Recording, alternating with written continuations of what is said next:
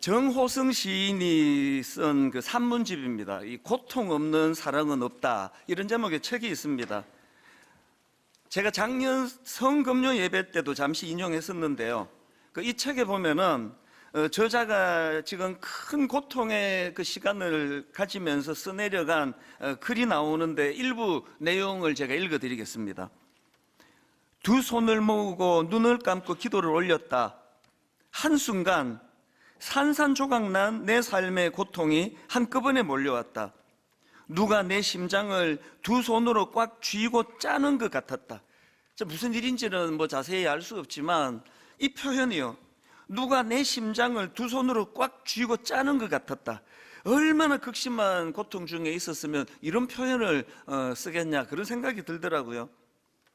보니까 저자가 가톨릭 신자 같은데요, 지금 큰 고통을 가지고 성당에 와서 기도를 하고 있는 중입니다. 그렇게 고통 속에 자기 심장을 누가 두 손으로 꽉 쥐는 것 같은 그런 고통으로 기도하다가 우연히 그 성당 복도를 보니까 그 통로를 통해서 비춰지는 햇살 한 줄기가 눈에 들어왔는데 그 너무 아름다운 문양을 그리고 있더라는 겁니다. 그래서 이분이 이제 고개를 들어가지고 보니까 그 스테인드 글라스를 통과해서 내려오는 햇살이더라는 겁니다. 그 스테인드 글라스를 통과해서 만든 그 햇살의 아름다움을 보면서 이 고통 속에 있던 이 시인이 깊은 깨달음을 얻게 됐다. 그 내용을 한번 들어보십시오. 그때 문득 내 인생이 왜 산산조각이 났는지 그 까닭을 알 수 있었다. 스테인드 글라스는 맑은 통유리로 만들지 않는다. 조각조각 난 색색의 유리를 붙여서 만든다. 그 조각조각 난 색유리를 통과한 햇살이 그토록 아름다운 색채의 문양을 만드는 것이다. 그렇다면 내 인생이 산산조각 난 까닭 또한 내 인생을 아름답게 만들기 위한 것이다. 나를 아름답게 하기 위해서 내 인생에 고통이 존재하는 것이다. 이 글이 참 감동이 됐습니다. 그래서 제가 한참 이 글을 그 당시에 이제 묵상을 하고 읽고, 그리고는 그 글을 제 삶에 대입을 해보았는데요.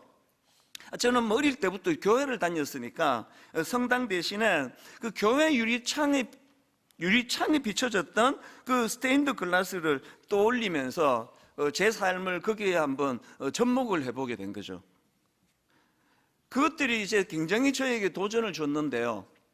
제가 오늘 이 본문 말씀을 묵상하다가 그 책이 생각이 나가지고, 그때 이제 그 책 제가 인용하고 어떤 분이 찾아왔길래 이제 그걸 제가 선물로 줘버렸는데, 이번에 다시 구입을 했어요. 그 한 대목 때문에.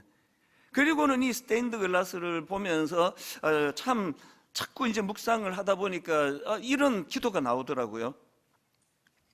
하나님, 만약 제 인생에 어떤 상처의 흔적이 남아있다면 이 상처의 흔적에 예수 그리스도라는 빛이 통과되기를 원합니다.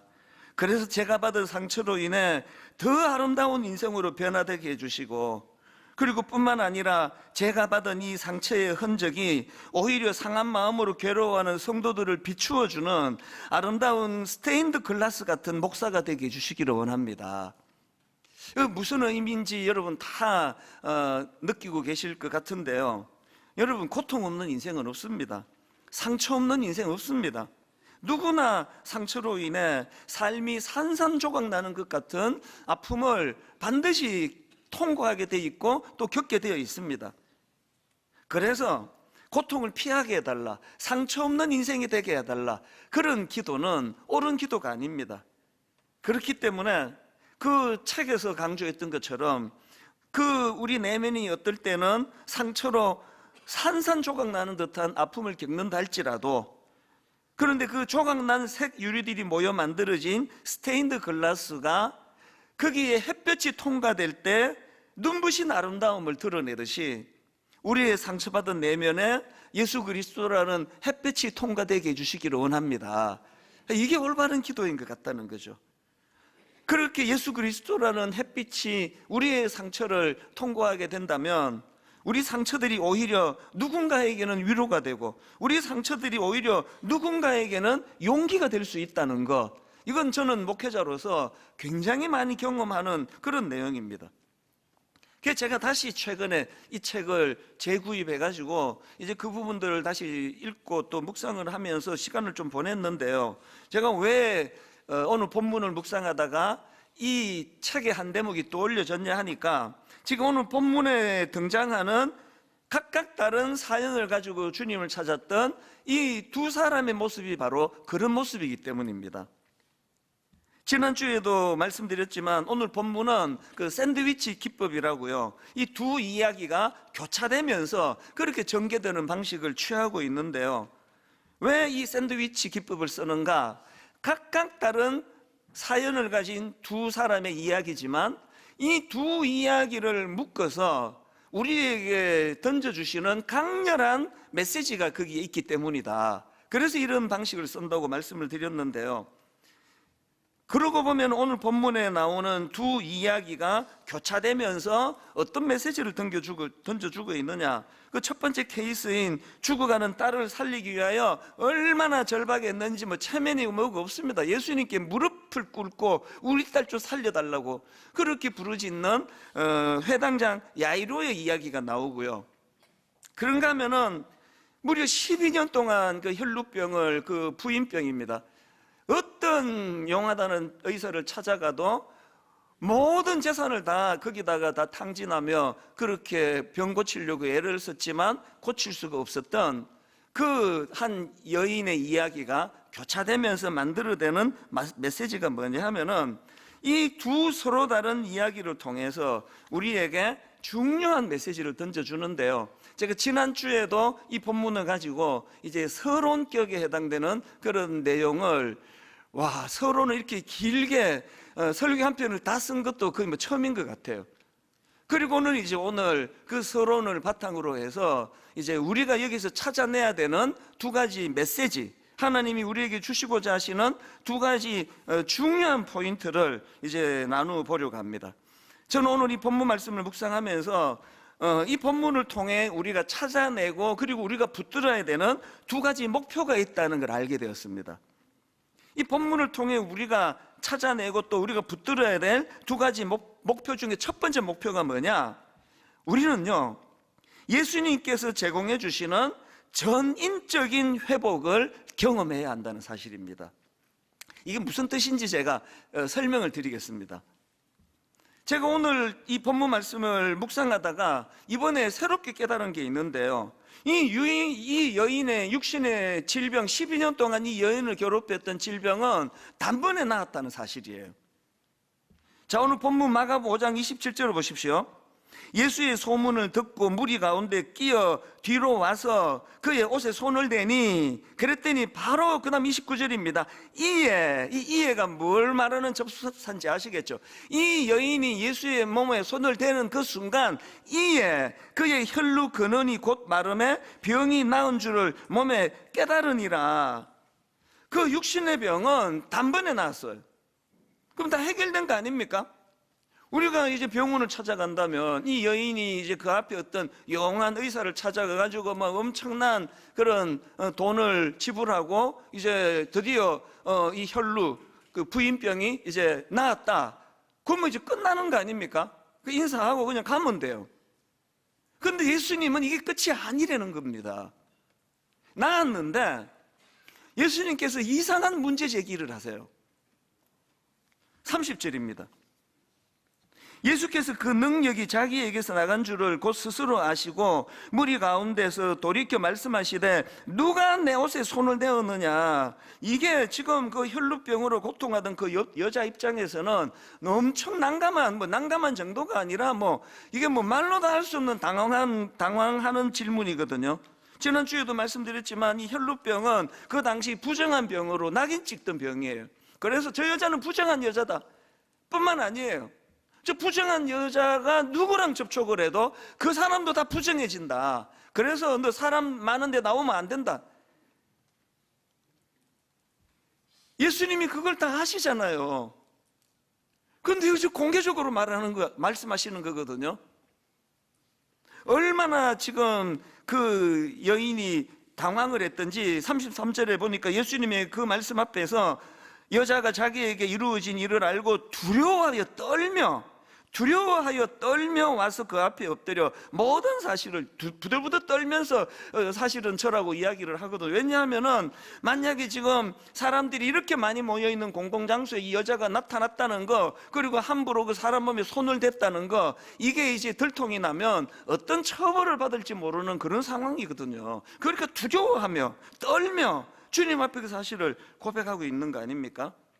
아니, 예수님은 왜 이렇게 지혜롭지 않은 것 같은 이런 질문을 던지시는가?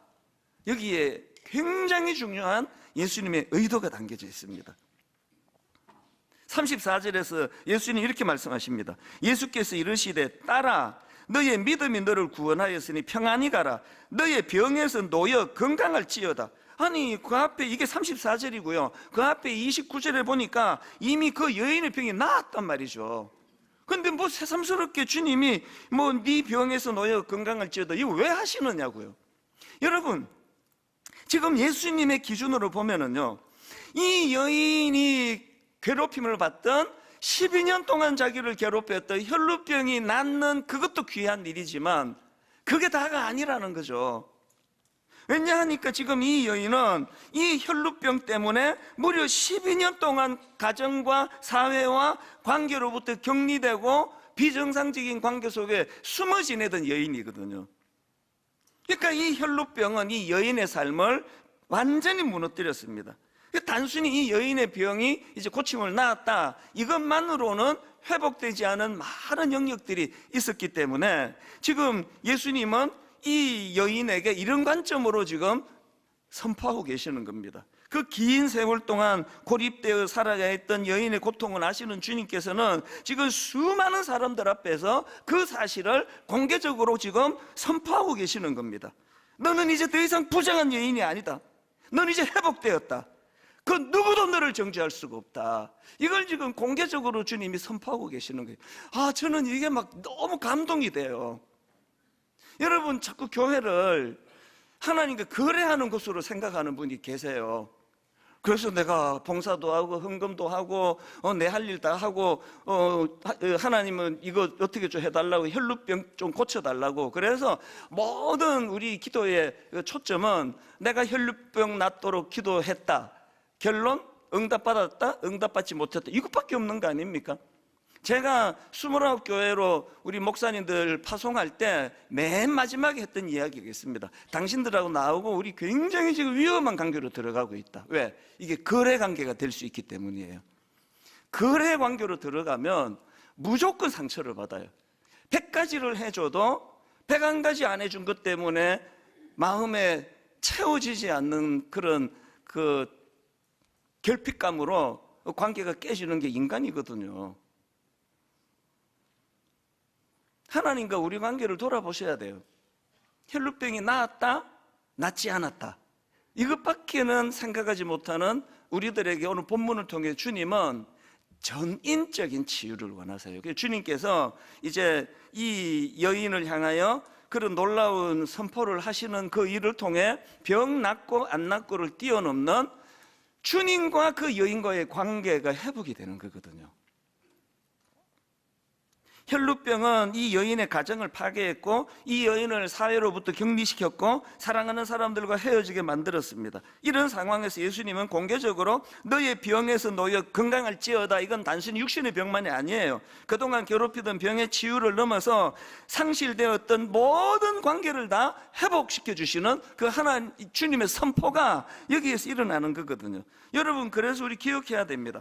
예수님께서 주시는 그 회복은 단순한 병의 치유를 넘어서서 고립되고 상실되었던 대인관계와 무너진 자존심, 이 모든 것들을 회복시켜 주시는 전인적 치유가 일어나는 거예요. 예배 한 번 드리는 거 너무 아름답지만요, 왜 소그룹에 나가야 되느냐? 거기에서 상처를 받고 기분 나쁜 사람을 만나고 그래서 또 마음이 또 아프고 이런 일들이 왜 중요한가 하면은 그 모든 과정 속에서 전인적인 치유가 일어나기 때문이에요. 그래서 저는 오늘 예수 그리스도 이름으로 오늘 예배 드리는 모든 분들을 향하여 이 34절을 선포하기 원합니다. 예수께서 이르시되 딸아, 너의 믿음이 너를 구원하였으니 평안히 가라. 이 십자가를 통해 우리 모두는 죄로 인해 잃어버렸던 하나님과의 관계, 죄로 인해 잃어버렸던 사람들과의 관계가 온전히 치유되고 회복이 되어서 이제 이 혈루병을 고침받았다, 고침 못 받았다라는 이런 굉장히 간단한 도식을 뛰어넘는 전인격적으로 회복이 일어나고 전인격적으로 치유가 경험되는 그런 교회, 그런 성도님들이 되시기를 바랍니다. 그래서 예수 믿는 우리는요, 스스로에게 자꾸 점검하셔야 됩니다. 상한 내 마음은 치유가 되었는가? 왜? 치유되지 않은 내 상처가 자꾸 나도 남을 찌르기 때문이에요. 우리의 상처 입은 내면에 예수 그리스도라는 햇볕이 스며들기를 원합니다. 예수 그리스도라는 햇볕이 스며들 때 깨졌던 그 유리조각을 통하여 아까 그 시인이 절망 속에, 고통 속에 발견했던 그 너무나 아름다운 햇살이 복도를 비추고 있어. 그것이 이분에게 치유가 됐다. 오늘 예배 가운데 예수 그리스도의 사랑의 빛이 상처받은 저와 여러분 모두를 비춰주시는 은혜가 있기를 원합니다. 그래서 우리가 전인격적으로 우리 상처가 치유되는 이 일이 먼저 일어나기를 바라고요. 그런가 하면 두 번째로 예수 그리스도를 믿는 우리 모두가 붙들어야 되는 두 번째 목표가 있는데요, 우리가 치유받는 것으로 끝나는 것이 아니에요. 두 번째는 그 받은 치유의 힘으로 말미암아 우리 자녀들, 우리 아들들, 우리 딸들, 우리 다음 세대를 일으키고 자라게 하는 일에 우리가 쓰임을 받아야 되는 겁니다. 오늘 본문의 흐름을 보면은 먼저 혈루증 앓던 여인이 치유되는 이야기가 나오고요, 그리고 그 다음에 이제 회당장 야이로의 딸을 살리는 사건이 이어지는데, 이 회당장 야이로의 딸을 살리시는 그 사건 과정에서 예수님이 하신 게 두 가지예요. 하나는 직접 하신 일이고 하나는 명령인데요, 직접 하신 일이 뭐죠? 14절입니다. 그 아이의 손을 잡고 이르시되 달리다굼 하시니, 번역하면 곧 내가 내게 말하노니 소녀야 일어나라 하심이라. 달리다굼을 선포하고 그 아이를 살려주시는 일을 하셨고요, 그게 끝이 아니고 두 번째 주님이 하신 일이 있는데 우리를 향한 명령이에요. 그게 43절입니다. 예수께서 이 일을 아무도 알지 못하게 하라고 그들을 많이 경계하시고 이에 소녀에게 먹을 것을 주라 하시니라. 여러분, 여기 보면 예수님께서 그냥 소녀를 살리시는 것으로 끝이라 생각하지 않으세요. 그렇게 살려주신 그 달리다굼의 능력을 가지고 살아난 그 소녀를 향하여 너희들이 먹을 것을 주라는 거거든요. 이게 참 중요한 포인트 아닙니까? 우리는 죽은 아이를 살릴 능력이 없습니다. 우리는 그래서 달리다굼 우리가 할 수 있는 영역이 아니에요. 그러나 여러분, 우리는 먹을 것을 주는 일, 그 아이를 우리가 회복시켜 주는 일, 그 아이가 영적으로 잘 성장하도록 돕는 일, 이건 우리가 할 수 있는 일 아닙니까? 분당 우리 교회가 제 남은 임기 가운데 우리 청년을 살리는 일에 다 투자하겠다, 제 남은 임기 동안에 우리 청소년들, 우리 주일학교를 살리는 일에 다 투자하겠다, 그렇게 작년부터 하나님께 기도하는 이유가 있다면, 이제 분당 우리 교회는 시선을 우리들 어른들 이렇게 은혜롭게 예배드리는 우리들에게서부터 다음 세대로 눈을 돌리셔야 되는 거거든요. 요즘요, 정신적으로 정서적으로 어려움을 겪는 청소년들이 너무 많아요. 저도 청소년 사역자 출신 아닙니까? 그런데 제가 청소년 사역할 때 듣지도 보지도 못했던 양상들이 지금 우리 중등부 고등부 담당 목사님들, 전사님들한테 일어나고 있거든요. 최근에도 그 중등부 담당하는 목사님 대화하다가 이러다가 이 목사님이 이게 번아웃이 와가지고 너무 마음이 아프더라고요. 오늘 저는 공개적으로 부탁합니다. 여러분, 지금 이 악한 세상 속에서 이 너무나 여린 그 속살 같은 우리 아이들이 지금 너무나 많은 정신적으로, 정서적으로 어려움을 겪고 있습니다. 목사님 한 분으로 그 일을 할 수가 없습니다. 제가 오늘 공개적으로 여러분께 호소하는데요, 우리 성도님들 중에서 그 심리치료 관련한 전문적인 일을 하시는 분들, 이런 분들이 좀 자원해 주셔서 전문 팀을 만들기를 원해요. 여러분들의 그 직장 생활과 또 생업을 위하여 애쓰시는 가운데 물질만 하나님께 11조 드리는 거 아니에요. 여러분의 재능의 10분의 1을 우리 다음 세대, 우리 어린 중고등학생들에게, 우리 대학생 청년들에게 좀 투자해 주시기를 바랍니다. 그 아이를 우리가 회복시켜 줘야 되고 치유해 줘야 돼요. 그리고 뿐만 아니라 홈페이지에 지금 다 올려드렸는데요, 좀 유료로 좀 그 가족이 페이를 하더라도 진짜 유능한 이런 기관이나 또 의사나 상담가가 있다면 추천해 주시면요, 우리가 그 기관을 소개해 드릴 수가 있거든요. 이제는 우리가 하나님 앞에서, 여러분이 왜 샌드위치 기법을 통해서, 이게 먼저 시작한 것은 야이로의 딸 이야기인데 왜 이 여인이 혈루병을 먼저 낳는 게 나오고 그 다음에 이 아이가 살아나는 기록이 연이어 나오느냐. 그거 여러분, 제가 그 대한항공이나 아시아나 탈 때마다 늘 겪는다는 거 여러분 아시죠? 비행기 타고 딱 앉으면 저는 그게 항상 저에게 메시지예요. 만약에 비행기가 어려움을 만나고 뭐 바다에 빠지거나 이런저런 어려움이 생기면 산소 마스크가 내려올 겁니다. 그러면 아이 먼저 끼우려고 하지 말고 본인이 먼저 끼우세요. 산소 마스크를 본인이 먼저 잘 쓰시고, 그리고는 약자들을 도우세요. 이게 비행기 탈 때마다 제게 들려오는 영적인 메시지예요. 왜 이 샌드위치 기법을 통하여 시작은 야이로의 딸의 죽음 이야기로 시작을 하는데 왜 먼저 이 혈루병 여인이 고침받는 게 먼저 기록이 되느냐? 산소 마스크를 우리가 먼저 껴야 돼요. 이게 우리가 사명이에요.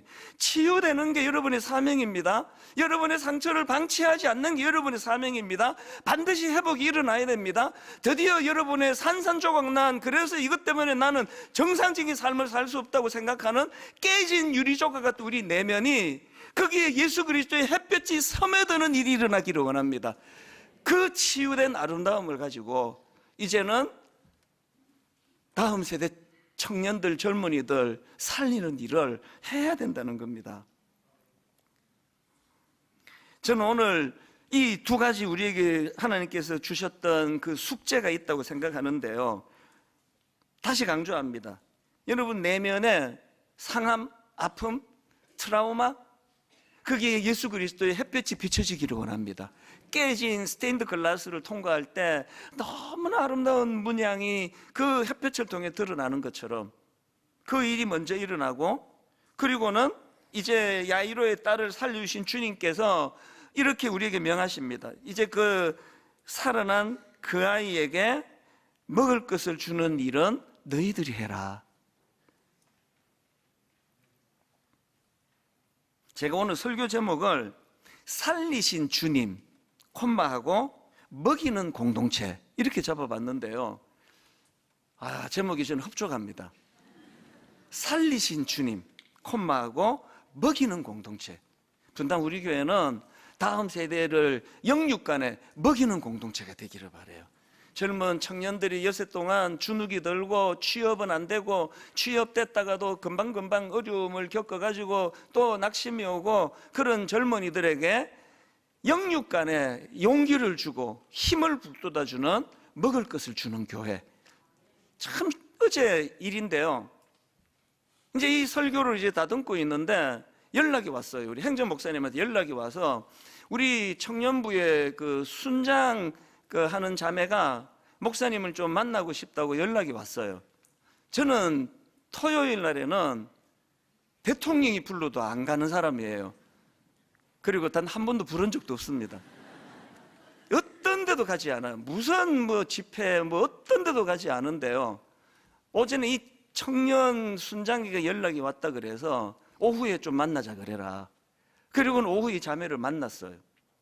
청년 순장을 원래 처음 하면서 상처를 받는 거죠. 그래서 그걸 갖고 목사님한테 제가 여쭈어보려고 좀 뵙자 그랬습니다. 그래서 1시간 가까이 위로도 해주고 격려도 하고 깨우침도 주고 그렇게 시간을 보내고 제가 돌아서면서 마음이 참 기뻤습니다. 오늘 우리 교회가 저부터 시작해서 우리 다음 세대들의 고민을 들어주는 교회, 그들의 어떤 고민을 가지고 찾아올 때 우선순위를 거기에다 두는 교회.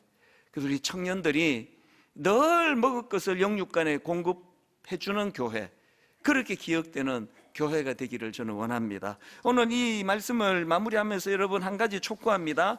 이제 수요일 오전마다 어머니 기도회가 있는데 이번 학기 들어서 기도가 지금 터지기 시작했어요.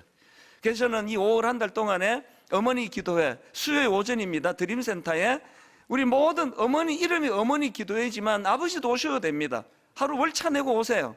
이 5월 한 달 동안에 우리 다음 세대를 위하여 복잡한 스케줄 다 빼기로 했습니다. 설교 길게 안 하기로 했습니다.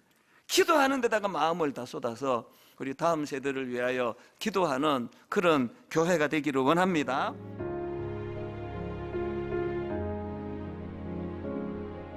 지금은 선교 헌금 시간입니다. 이 예배를 통해 삶 가운데 은혜와 회복이 충만하시길 간절히 기도합니다.